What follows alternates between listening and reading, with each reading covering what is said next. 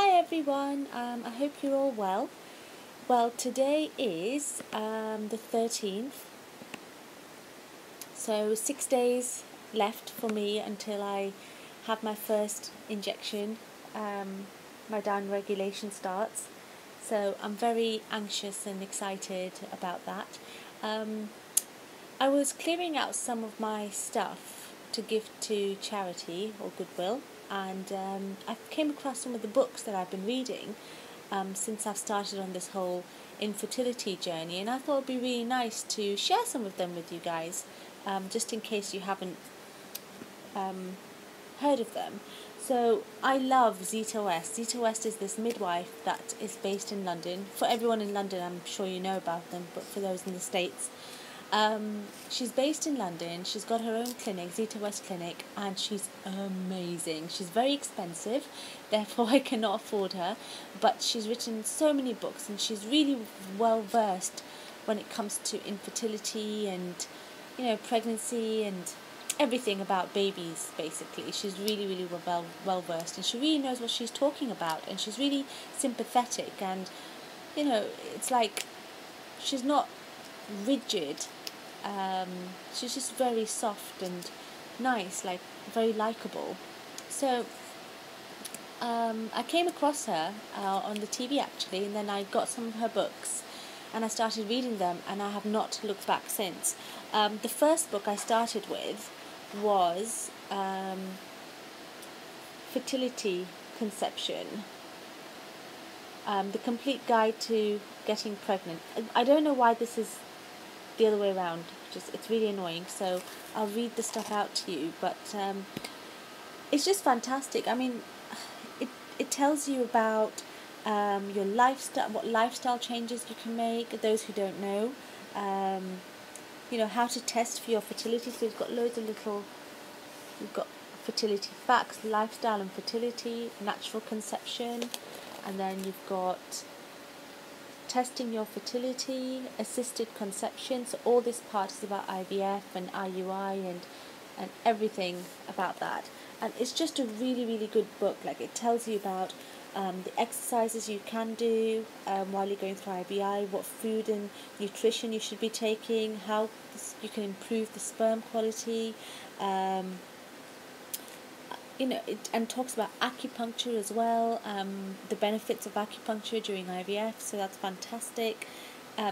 Even like if you've got immune problems and stuff, it's even got a part about herbs for hormonal imbalance. So I guess it applies for women whose hormones are really, not as balanced as the normal woman out there.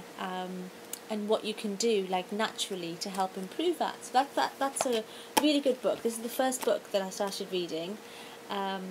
This is before I even thought anything was wrong with me. I just thought I should know what I need to do to get pregnant. This is when we just started out trying for a baby. So the second book that I found really useful was when I found out I had infertility or had problems. I got this book, Fertility and Infertility for Dummies. So this is really good. I mean, it goes through everything, like seriously every single thing you can think about. It's really in depth. I mean, you can just look at it.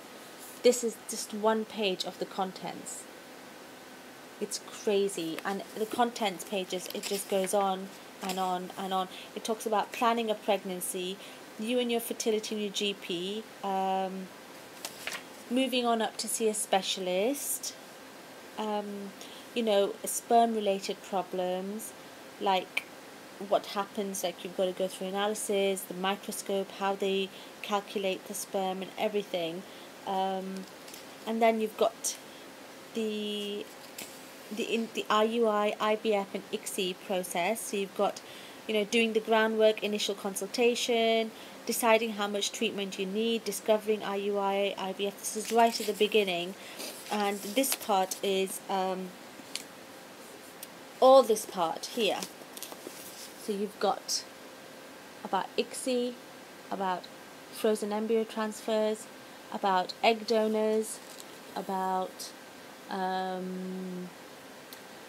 creating an embryo, just how do you grade embryos, and what's the definition of a good egg, that kind of stuff. If you don't succeed, that, it's just so in depth, If someone really wants to do their research about their condition, or research about IVF and IUI and all these different treatments, you should definitely get this book. It's a really, really good buy. The other book which I'm reading now, and this I have to say is amazing. Another Zita West, Guide to Fertility and Assisted Conception. It's a fantastic book, ladies, especially if you have problems getting pregnant, or you've been trying to get pregnant, you've been diagnosed with something. This is a really good book, because not only does it talk about IVF, and it does talk about IVF like loads, it talks about IUI and Clomid, IUI, all the different stages that the different treatments you have to go through. Like with me, I went through Clomid first, and then with IVF we had a choice of because we're through NHS. We had a choice of either 6 cycles of IUI or 2 cycles of IVF. So we just thought, forget IUI, let's just go straight for IVF, because, we just want to go for IVF. IUI's worked for a lot of women, but I just, my instincts were just telling me, and my husband as well, that we just thought IVF is the best thing for us. So we skipped IUI and we took the 2 cycles of IVF, which is fantastic, because in the first cycle that's free with NHS, this is really good for ladies out there who are thinking about doing IVF on NHS. The first cycle of IVF is free, and any embryos you get from that cycle, you can freeze it, and that's free as well. So the second cycle is from the frozen embryos of the first cycle, and that's free. So that's 2 goes you've had, technically, 1 live, 1 frozen. Then if that doesn't work, then you have a go at doing another live cycle, because you've got 2 live cycles free on NHS. And any frozen embryos you get from those 2 live cycles, you can have a go with those embryos as well. So in total you get 4 goes, 2 live and 2 frozen, provided you get frozen embryos from the 2 life cycles. So that's fantastic, absolutely fantastic. Just takes the pressure off you.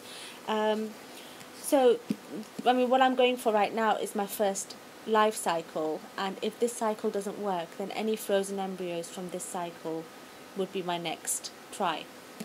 So anywho, back to the book. Regarding IVF, so you've got this